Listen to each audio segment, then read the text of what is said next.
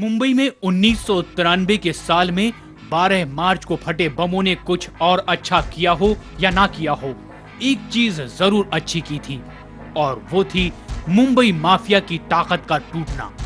बम कांड की साजिश को अंजाम देने के लिए गिरोह सरगना दाऊद इब्राहिम ने अपने सबसे विश्वसनीय सिपह सालारों में से एक राजन निखालजे उर्फ छोटा राजन को हर स्तर पर अलग ही रखा।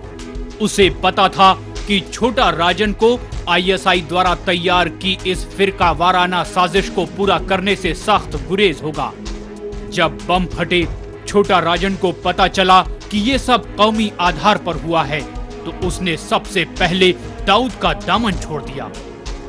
बम ब्लास्ट के पहले छोटा राजन को कट्टू साइज करने की भी एक्सरसाइज शुरू हो गई थी और नूरा और अनीस नहीं चाहते थे कि छोटा राजन के पास कुछ पावर बचे, तो वो दाऊद को भड़काने की कोशिश कर रहे थे। लेकिन तब तक दाऊद और राजन के साथ ऐसा कोई पर्टिकुलर झगड़ा नहीं था और ये हालांकि ये बात सच है कि बम ब्लास्ट एक बहाना मिल गया उसको।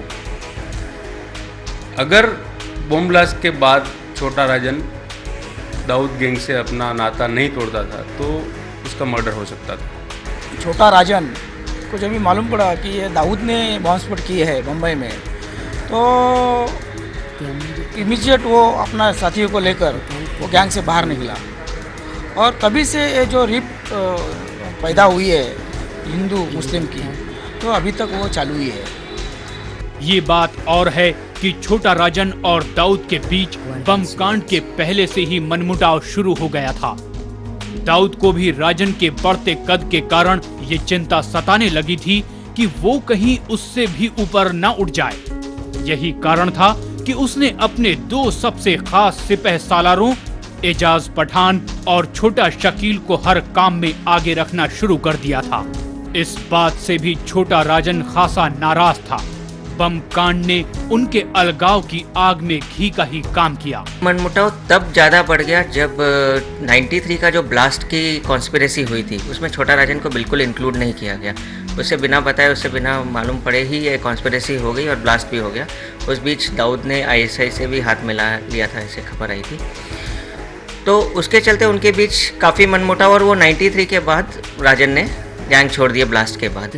मुंबई बम कांड और अपनी हेठी के कारण पूरी तरह गुस्साए छोटा राजन के अलग होने से दाऊद गिरोह खासा कमजोर हुआ। पहले से हिंदू डॉन के रूप में मशहूर अरुण गौली के लिए भी ये राहत की बात थी, क्योंकि राजन के अलग होने पर दाऊद की मारक क्षमता कम होने से उस पर भी खतरा कम हो गया था। इसके पहले तक मुंबई माफिया में धर्म के आधार पर बंटवारा कभी न हुआ था। 93 तक माफिया को एक तरह से कहा जाए तो सेक्युलर ग्रुप था। उनके अंदर हिंदू मुस्लिम इस तरह की बात नहीं थी। मुस्लिम गैंग्स में हिंदू भी काम करते थे, हिंदू गैंग्स में मुस्लिम भी काम करते थे। लेकिन 93 के ब्लास्ट के बाद कम्युनल लाइंस पर भी माफियाज में डिवीजन हो गया। आईएसआई के हाथों का मोहरा बनकर मुंबई को बारूद के दहाने पर रखकर उड़ाने की साजिश भले ही दाऊद ने कामयाब कर ली, लेकिन इसकी भारी कीमत उसने अदा की।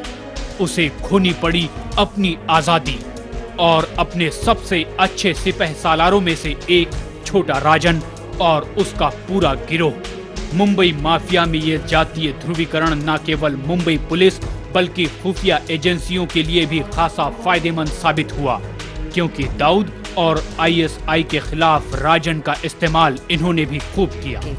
Bureau report, Mumbai.